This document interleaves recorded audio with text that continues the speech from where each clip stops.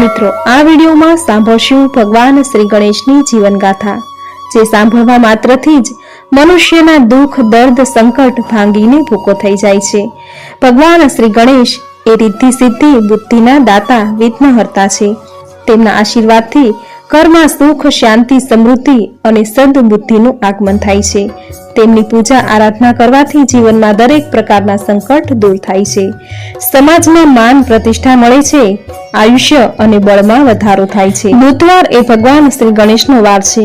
આથી દર બુધવારે ભગવાન શ્રી ગણેશની જીવન કથા સાંભળવાનો મહિમા છે, જે સાંભળવા માત્રથી જ ભગવાન શ્રી ગણેશની કૃપા જીવનમાં હંમેશા બની રહે છે.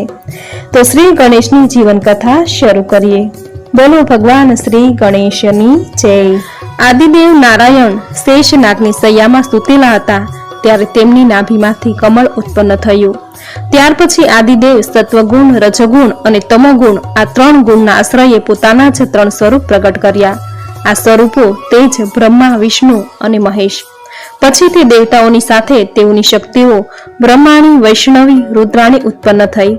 મહેશની શક્તિ તે રુદ્રાણી અથવા સતી હતી. ભગવાન આદિદેવ શંકર જગતના કલ્યાણ માટે હંમેશા ઉત્તંગ ગિરિમાળાઓમાં, ઘનઘોર તપોવનમાં અથવા શમશાનમાં આસન જમાવીને તપસ્યામાં લીન રહેતા. આથી સતી એકલા પોતાની પૂર્ણ કુટીમાં જ રહેતી.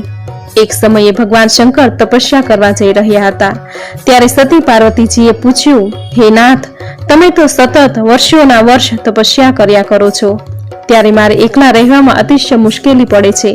આથી ભગવાન શંકરે કહ્યું, હે દેવી, હું તમને વરદાન આપું છું કે તમારા જમણા અંગમાંથી મેલ કાઢી મારું સ્મરણ કરવાથી પુત્ર ઉત્પન્ન થશે અને ડાબા અંગમાંથી તેમ કરવાથી પુત્રી ઉત્પન્ન થશે. સતીને આ પ્રમાણે વરદાન આપી ભગવાન શંકર તપસ્યા કરવા ચાલી નીકળ્યા. એક વખત સતીને સ્નાન કરવાની ઈચ્છા થઈ. આ વખતે અચાનક કોઈ આવી ચઢે તો શું થાય? આવો વિચાર આવતા તેમને ભગવાનનું વરદાન યાદ આવ્યું.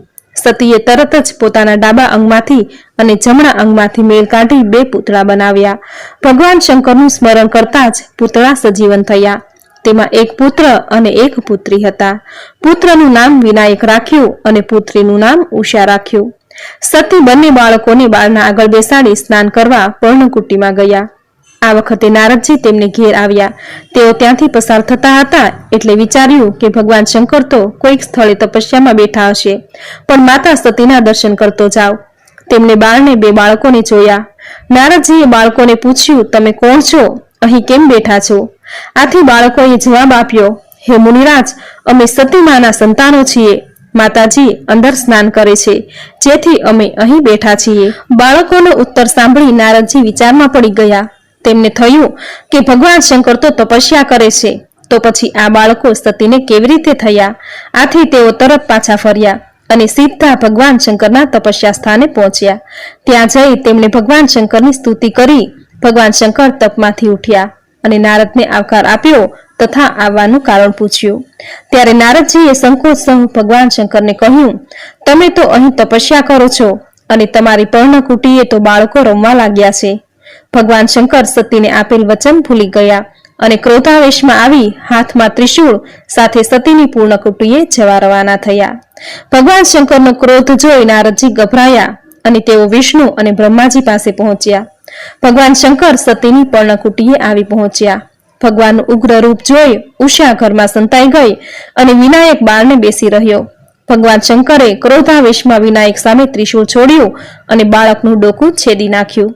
બરાબર તે જ વખતે સતી કુટીરમાંથી બહાર આવ્યા. આ તરફ નારદજીના કહેવાથી બ્રહ્મા તથા વિષ્ણુ પણ ત્યાં આવી પહોંચ્યા. કારણ તેઓએ ધ્યાન કરીને જોયું કે ભગવાન શંકરે તો સતીને વરદાન આપ્યું છે, પણ તે ભૂલી ગયા છે એટલે મોટો અનર્થ થશે. વિષ્ણુએ ભગવાન શંકરને તેમના વરદાનની યાદ તાજી કરવા શાંત પાડ્યા. પુત્રની હત્યા થવાથી સતી ખિન્ન અને દુઃખી થયા. આ સમયે બ્રહ્માજીએ ભગવાન શંકરને કહ્યું, હે દેવ, જલ્દી જાઓ અને માર્ગમાં જે પ્રથમ મળે તેનું મસ્તક કાપી લાવો. હું બાળકને સજીવન કરી દઈશ. બ્રહ્માજીની સૂચના મુજબ ભગવાન શંકર દોડ્યા અને રસ્તામાં પ્રથમ હાથી મળતા તેમને ત્રિશૂળથી તેનું મસ્તક છેદી લાવ્યા. બ્રહ્માજીએ બાળકના ધડ ઉપર આ મસ્તક મૂકી તેને સજીવન કર્યો. બાળક સજીવન થયો, પરંતુ તેનું આવું કદરૂપું શરીર જોઈ સતી કલ્પાંત કરવા લાગ્યા. આ જોઈ બ્રહ્માજીએ કહ્યું, સતી, શોક કરવાની જરૂર નથી. અમે ત્રણેય દેવો તમારા પુત્રને વરદાન આપીએ છીએ કે દરેક કાર્યમાં કોઈ પણ દેવના પૂજન પહેલા તમારા આ પુત્રનું પૂજન પ્રથમ થશે. તેમનું પૂજન કરનારના કાર્યમાં કોઈ વિઘ્ન આવશે નહીં. આથી જ સર્વલૌકિક તથા ધાર્મિક શુભ કાર્યમાં શ્રી ગણપતિજીને પ્રથમ યાદ કરવામાં આવે છે. બધા દેવ, દાનવ, મનુષ્ય, ગાંધર્વ, શૈવ, વૈષ્ણવ આદિ બધા તેમને સન્માન આપે છે.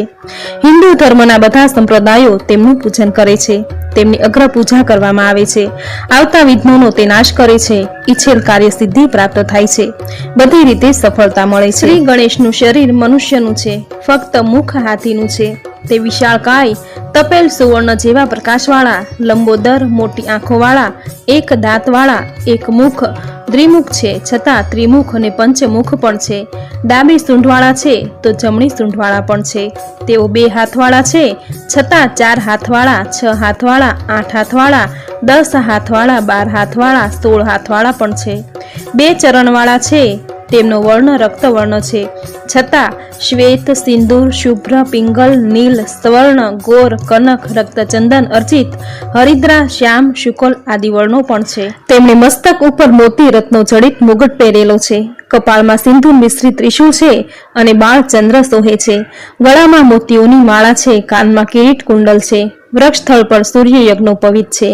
ઉદર પર રત્ન જડિત કરદાની છે. બાહુઓમાં રત્ન જડિત બાજુબંધ છે. કાંડા ઉપર મોજી, મેખલા, કંકણો છે. આંગળીઓમાં મરકત મણી જડિત અંગૂઠી છે.